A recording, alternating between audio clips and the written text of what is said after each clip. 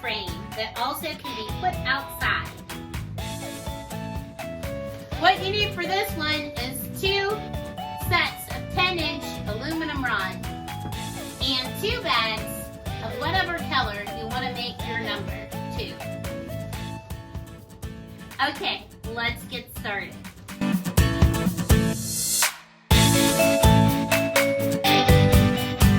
Okay, what you're going to need are 10-foot aluminum rod sold by Roadies.com. I've also used brake line, which is pretty strong too, but I find this aluminum rod to be just a little bit more sturdy, and I've used it in parades and stuff like that, so it's really sturdy and it can hold up a windstorm. Even though it's flexible, it'll still hold up even if the wind blows. So I'd say for every letter or number that you're making, you're going to need one of these. And then for every, you're also going to need a piece, like here's the letter S that I shaped. You're also going to need a piece to put in the pole that's in the ground to support your letter or your number.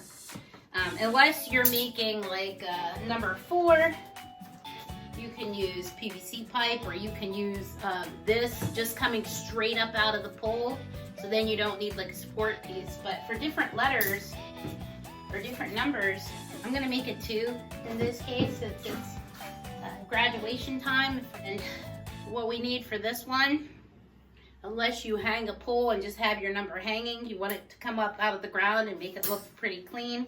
We're gonna need some type of support at the bottom in the middle. So I'm gonna use a piece of an additional pole or a piece of additional aluminum rod to support this letter or number up in the air. So you just have to kind of decide what letter or number you're making as to what you're gonna do for the frame. So for this will be a number 2. This is a letter S that I had made that I'm gonna turn into a number 2. I'm gonna need a piece of support on another aluminum rod. I'm gonna say like 44 inches down, so like 4 pieces of paper. We're just gonna go like 1, 2, 3, 4. So I'm gonna use a whole piece, and sometimes, depending on how big you make your letters or your numbers, sometimes you need an extension on your frame. So say this is the letter S and we needed like a rod to go across. We need a separate rod if we want to run a rod across. Although you can use just like an uninflated balloon and just kind of tie it really tight, which is fine too. I'm just trying to give you an example of why you might need extra rod. So anyways, once you measure about 44 inches or 4 long paper lengths down, take your little tiny pipe cutter like this. This is a little cobalt pipe cutter. And we're going to sit that right in the middle of these little roller parts. So I'm going to bring that up here so you can see it. See these little roller thingies right in here? See.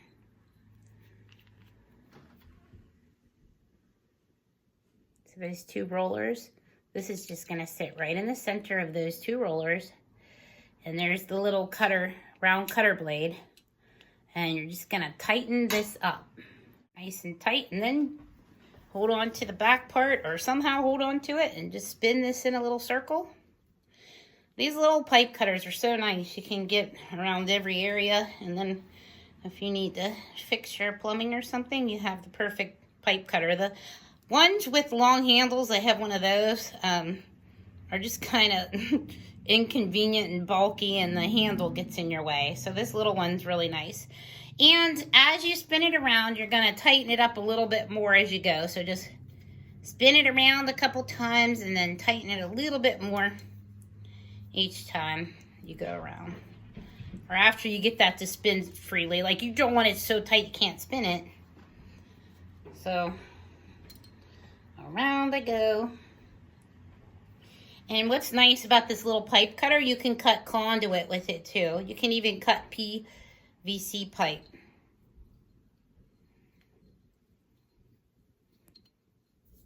So once it gets easy to spin, you tighten it up a little more.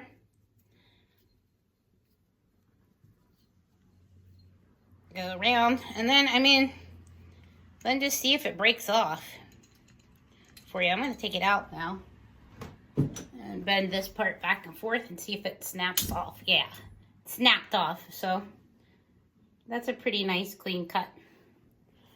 So I'm going to set this aside.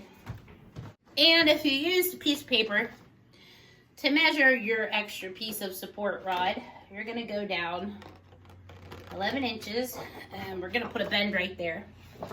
This can be a little tricky to bend, so once you bend it where you want it, it's kind of bent where you want it, or you can unbend it, but it's a pain in the butt. So try to get it right, and for the support, it doesn't have to be exact. So I bent it right here, and then I'm gonna go over here on the other side, measure down about 11 inches, and I'm gonna bend it there too. I'm going to bend that down the same way. So I have this and this. It's okay if one's longer. Don't stress about it. It's not a big deal.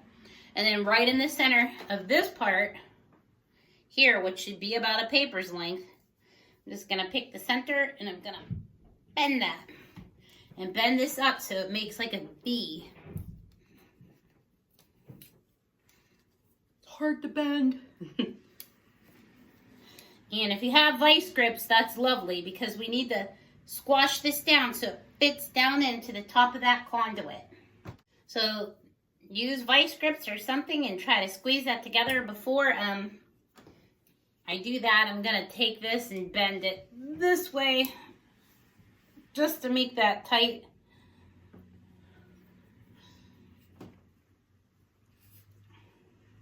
I need this to fit in the conduit. And then I'm going to bend it back. So you have this. Okay, what I mean is a vise, not vice grips. So if you're lucky enough to have a vise, you can tighten this the whole way and flatten it out so it fits down into the 1/2 inch conduit opening. So vice grips are nice to help you shape your letter or your number, and the vise, the solid one that sits on the table, is really nice so that you can push it down in there.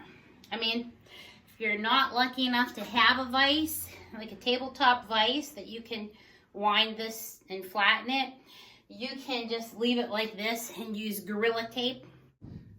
So here's your conduit and this is in the ground. You could just put it right like this and you can just Gorilla Tape it around. I just think it might stay on better if it's pushed down into the center of the conduit. So once you have your support for your number 2, you're just going to set that aside. If you have a big piece of cardboard or paper that you could draw out your number or letter, it will help you to decide how big you want it. You want all your letters and numbers to be the same height. So figure that in, like factor that in whenever you're making your numbers and your letters so they're all the same height and they're the same width, so everything looks uniform. I'm going to turn this S that I was shaping into a number 2, just to show you. So this will go down around the curve, and this takes some maneuvering to get it right. And it's just a little hard to bend. It's hard to do it on camera, but I want to flatten this more for the number 2. So I'm going to try to bend this flatter right here. It does take some maneuvering. If you have it all drawn out, you can hold it up next to your number and see where you need to bend it or how you need. Now I might want this to end about right here, so I'm probably going to cut this off. Here's my other big pipe cutter, just so I can show you the difference. See the long handle? But basically you just spin it around, tighten it up, and spin it around.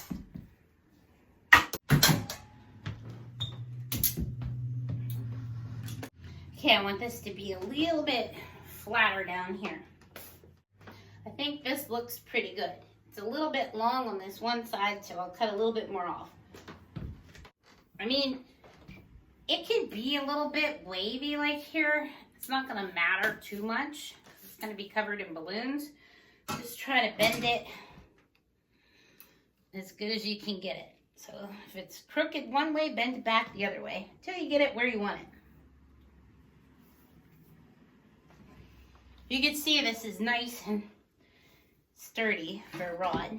So I'm gonna go right back to about where the end of my 2 is. Again, I would draw this out, and if you're making a matching 2 for 2020, it would be better to draw it out on a big piece of paper just to make sure everything matches. Plus, after you're done, or if you only want to do it this way, just lay the other number 2 and the other 0 that you have right on top of the other one that you made, just to match everything all up. And then I'm going to take my pipe cutter. Now I don't know where I put my little pipe cutter. And then go around, tighten this up. Cover your sharp ends with duct tape so it doesn't pop your balloon. Just make sure no sticky tape's sticking out. And I'm using just silver duct tape to match the aluminum rod so nothing shows through. Now we're going to put our little support piece on. Now you want to lay this flat on the ground to make sure like one side's not up like this or one side's up like that, just so you have it all flattened down nice. So I'm pretty happy with the shape of this too. So now let's put our support thingy on. So we're going to pick this up and then lay it against the flat part. And we are going to duct tape it. We're going to duct tape this all to the flat part going out. I'm going to put it in the middle and the flat part going right over here. So this is going to stick down when I flip it over in the conduit. So rip off a piece. If you need to lay this flat on the carpet, just for a second, just make sure everything's even. That's probably a good idea. I'm going to take it and wrap this tight right around these 2 poles and go curve it like up around the whole way up to this end. And I'm going to start at this end, wrap up over my Sharpie part, the sharp part, and tuck it around and just go the whole way back down.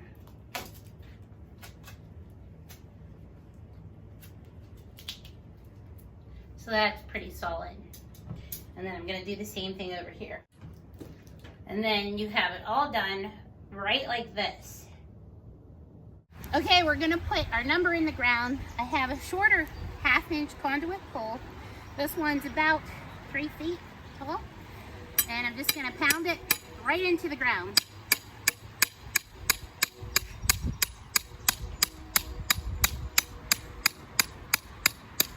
You can pre-cover this with tape if you want. I have that in the sunflower video, how I cover it with tape.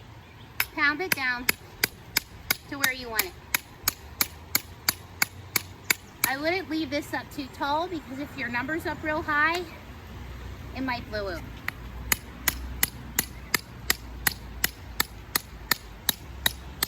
So right like that, and then our frame will go right in the hole at the top. Okay, now to put it in your conduit, you can have your balloons all on here, except for I would leave them off right up above where this thing is that you're going to push in the conduit. So you can push it in easier, but you can have all the rest of the balloons on here already and just take it done. It makes it a lot easier. So you just hold it up above here and wiggle it, push it the whole way down in, just like that. But we want to secure it a little bit better. Even though that's wobbly, it's still not going to go anywhere, I promise you. It can wobble, it'll look okay. You can still build this on like PVC pipe or whatever if you want to. I just think this is easier and it'll look good.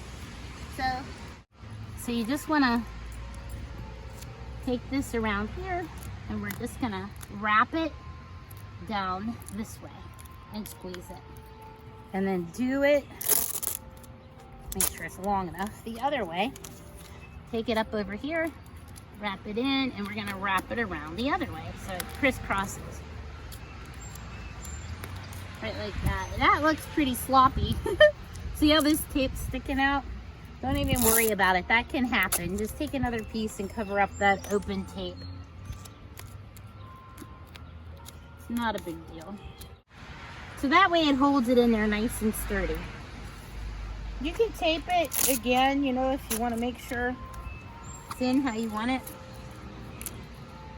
Get it in there real good. Squeeze it together.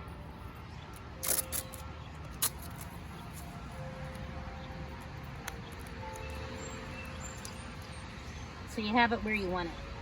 And you can extend the balloons out a little bit beyond this pole. It won't hurt anything. And say like you have the letter A or whatever type of letter, you know, that goes across. Say you want to make an H and you just stick 2 poles in the ground. Then you can run uninflated 260 right in the center of your 5-inch round ones and pull it. So it just depends what you're making, a letter or a number, as to how you make your frame. And now we'll add the balloons. Okay, once you push this in the ground, you're going to want to, and your balloons are on it, and you have it all set up, you're gonna want to run 50-pound test fishing line down from the front and the side, like the front and the back, to hold, like up higher, to hold it in place. It'll just make it better if it's windy, and then you put a tent stake in the ground on each side and just run a cord. You also can use paracord. They have black and white, or clothesline. They have a thinner clothesline back in the camping and the fishing section of Walmart. So that'll just help secure your numbers or letters a little bit better. Okay, I'm gonna try to fit this all in here, but I put this number 2 inside of a knot lamp just for now, and I taped it down right here. Like I was showing you, you could do. I would suggest squashing it down with a vice grip and sticking it inside the pole to make it more sturdy. But I taped it just to show you how to put the balloons on, because I'm inside. So if you don't want to put all your balloons on your number and just take your number, which you just basically push one on this way, push one on this way, tuck it up, and you just stack them the whole way down and up. You can put your balloons on an uninflated 260. Just for demonstration purposes, I have it on a different color, like on a yellow one. But you would probably want to do like a matching color, just to make sure you can't see that balloon that runs on the inside. So if the color matches with the color of your balloon, it's probably better.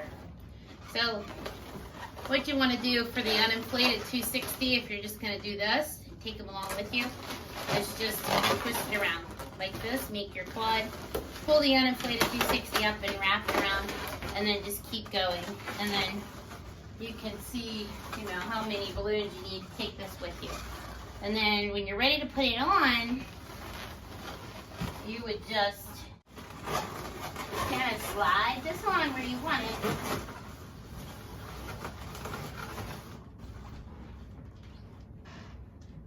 Could see if you want it that long or not once you get done with this part. And then once you have it exactly where you want it, you take and flip a couple of these 5-inch rounds on each side of that little base part. Flip a couple around that aluminum rod so it doesn't go anywhere. Okay, I'm going to take another section and just basically slide the aluminum rod right to the center of this big long thing of balloons.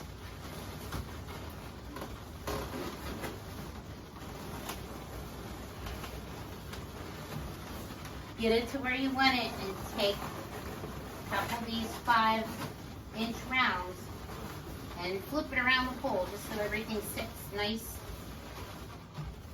on your frame, and so the aluminum rod is right in the center of your quads. And so I see where these are. You can build those out, you know, maybe at the corners. Just build them out with balloons. Just take some extra ones. Basically, just keep going up around, you know, with your balloons, flip them this way and that way if it's not on an uninflated 216, and tuck them down, push them down into the next thing, and keep building with your quad. And then on your corners, fill those in so you're happy with it. I'm going to put these both the same way and flip it so that looks better on the corner. And then just finish out your number 2. And there is your number 2. If you like my videos, please hit like and subscribe, and I'll keep them coming. Thanks so much for watching, and happy twisting.